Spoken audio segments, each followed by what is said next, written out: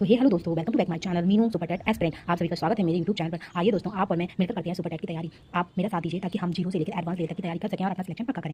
तो दोस्तों, आज मैं आपको खान सर के नोट से कोशिका टॉपिक कराने वाली हूँ। यहाँ से जब हम कोशिका पढ़ेंगे तो हमारा कुछ भी छूटने वाला नहीं है और जो भी आंसर या क्वेश्चन बनने वाले हैं वो आपको यहीं पर मिल जाएंगे। तो इसको हम कंप्लीटली पढ़ेंगे और साथ साथ में आपको यूपी एससीईआरटी बुक भी पढ़ाऊंगी। तो चलिए हम सब मिलकर करते हैं तैयारी फॉर सुपर टेट और बिल्कुल जीरो से एडवांस लेवल तक की करेंगे ताकि कहीं कोई चांस ही ना बचे छूटने का। क्योंकि सुन रहे हैं कि नेगेटिव मार्किंग होने वाली है, तो हमें बिल्कुल आंसर कंप्लीट अपने रटे होने चाहिए ताकि हम क्वेश्चन को देखें और आंसर हमें पहले ही पता हो कि ये आंसर रहेगा। तो चलिए आइए हम स्टार्ट करते हैं। तो सबसे पहले हम जानते हैं कि सजीवों का अध्ययन जीव विज्ञान कहलाता है। जीव विज्ञान के जनक कौन है? अरस्तु। जीव विज्ञान की दो शाखाएं हैं, जूलॉजी और बॉटनी। जूलॉजी के अंतर्गत हम जंतुओं का अध्ययन करते हैं और इसके जनक हैं अरस्तु, जबकि बॉटनी के अंतर्गत हम पेड़ पौधों का अध्ययन करते हैं और इसके जनक है थियोफ्रास्टस। आइए अब हम बात करते हैं कोशिका के बारे में, जहां से ये क्वेश्चन कंफर्म बनता ही है। सबसे पहले तो कोशिका का अध्ययन साइटोलॉजी कहलाता है। कोशिका प्रत्येक जीवधारी की संरचनात्मक तथा क्रियात्मक इकाई है। प्रत्येक जीवधारी का शरीर कोशिका से मिलकर बना है। सर्वप्रथम कोशिका की खोज 1665 ईस्वी में रॉबर्ट हुक ने करी, लेकिन इन्होंने मृत कोशिका की खोज की थी। इन्हें फादर ऑफ साइटोलॉजी कहते हैं। मृत कोशिकाओं को नेफ्रोसिस कहते हैं। रॉबर्ट ब्राउन ने अपनी कोशिका संबंधित खोजों का वर्णन माइक्रोग्राफिया पुस्तक में किया है। सर्वप्रथम जीवित कोशिका की खोज 1674 ईस्वी में एंटोनी वॉन ल्यूवेनहॉक ने किया। इन्हें फादर ऑफ बैक्टीरियोलॉजी कहते हैं।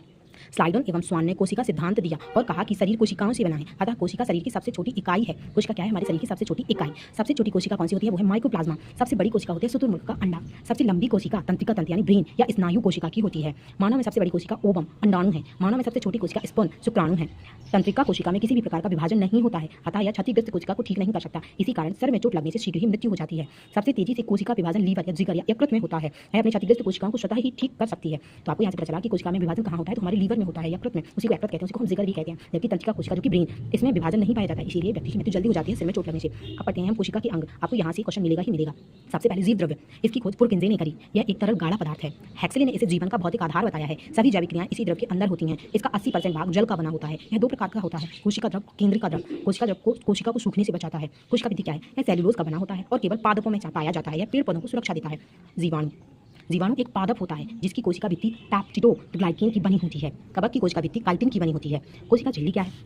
यह जंतु तथा पादप दोनों में पाया जाता है। कोशिका झिल्ली जंतुओं में और पादपों में दोनों में पाई जाती है। कोशिका के अंदर सभी अवयव इसी झिल्ली के अंदर रहते हैं। यह कोशिका के अंदर जाने वाले पदार्थों का नियंत्रण करता है। यह अर्धपारगम्य होता है, कुछ ही वस्तुओं को अंदर जाने देता है। अब हम जानते हैं माइटोकॉन्ड्रिया। इसकी खोज अल्टमैन ने करी। यह ऑक्सीश्वसन होता है। यहाँ क्रेब्स चक्र चलता है जिसके फलस्वरूप एटीपी तथा ग्लूकोज बनते हैं और हमें ऊर्जा मिलती है। इसी कारण इसे कोशिका का पावर हाउस या शक्ति गृह भी कहते हैं।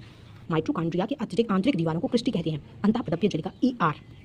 तो आप देख सकते हैं, अगर आपको ये वीडियो पसंद आए तो आप मुझे बता सकते हैं, कमेंट कर सकते हैं। तो हम ये आगे भी स्टार्ट करेंगे। आज D1 था और मैं आपको बता दूं कि इसमें कोशिका से रिलेटेड सारे पार्ट्स को अच्छे से बताया गया है, सभी की खोज को बताया गया है और बताया गया है कि और क्या क्या होता है। तो आप ये देख सकते हैं पूरा फैक्ट। साथ ही साथ फिर हमें वन लाइनर भी दिया गया है, वन लाइनर क्वेश्चन भी दिए गए हैं और फिर यहाँ से हमें 150 करीब क्वेश्चन दिए गए हैं जिन्हें हम करेंगे। तो यहाँ से हमारे क्वेश्चन कहीं भी बाहर नहीं जाने वाले हैं और ये टॉपिक वाइज है पूरा हमारे सुपर टेट के लिए। तो बताइएगा वीडियो अच्छा लगे तो कमेंट लाइक जरूर करें, सब्सक्राइब भी करें ताकि हम अच्छे से सुपर टेट की तैयारी करें और आपको 10 में 10 में दिला के रहूंगी और मैं भी लेके रहूंगी। Bye bye.